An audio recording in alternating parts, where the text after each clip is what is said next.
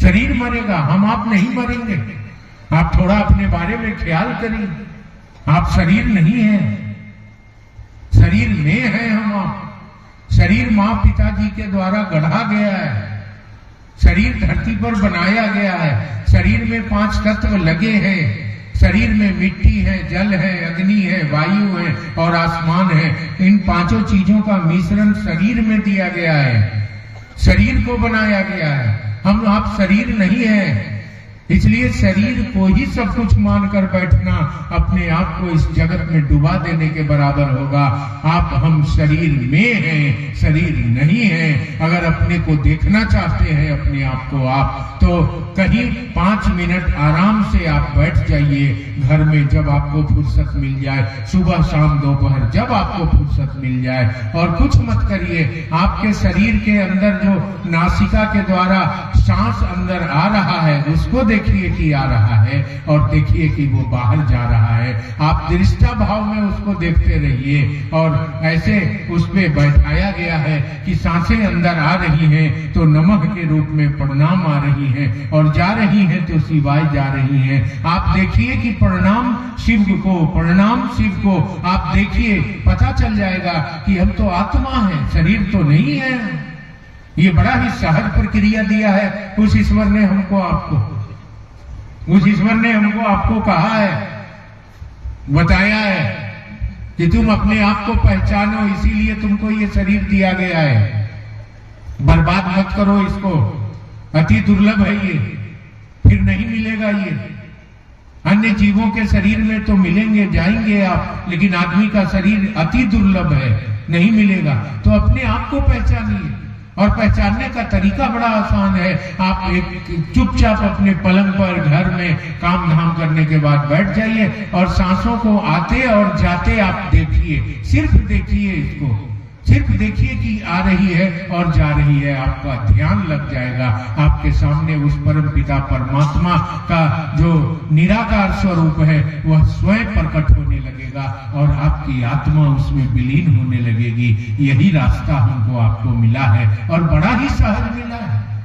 आज तक तो बहुत दान पुण्य किया हम लोगों ने, नहाया गंगा हम लोगों ने। अभी कार्तिक का महीना बीता है, सब लोग गए हैं वो गंगा और बनारस और कहां कहां नहाने। मैं मना नहीं कर रहा आपको, करिए, लेकिन हम लोग तो अघोरी आदमी है, हमको क्या पता है।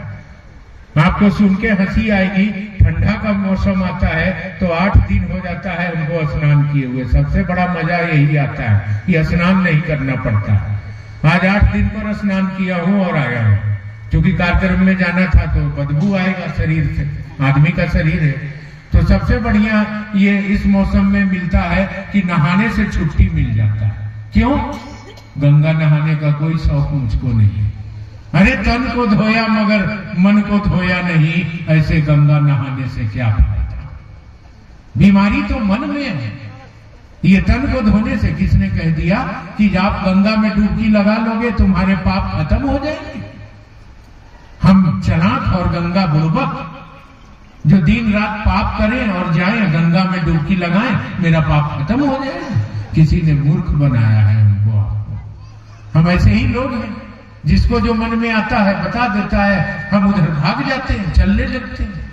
तो गंगा नहाने से और चंदन लगाने से कोई भक्त नहीं हो जाता है, वो तो दिल की लगी है। दिल में जब तक भाव नहीं जगेगा तब तक कोई मीरा नहीं हो सकती है। दिल जब तक नहीं मानेगा तब तक कोई सबरी नहीं हो सकती है। दिल जब तक नहीं मानेगा तब तक कोई मोहम्मद साहब नहीं हो सकते हैं। दिल जब तक उसके लिए अपना नहीं समझेगा तब तक कोई मंसूर नहीं हो सकता है, कोई निजामुद्दीन औलिया नहीं हो सकते हैं, कोई अमीर खुसरो नहीं हो सकते हैं, कोई नईमुद्दीन चिश्ती नहीं हो सकते हैं। आपके पास भरी पड़ी है पुस्तकों में कहानियां, आप उठा कर देख लो।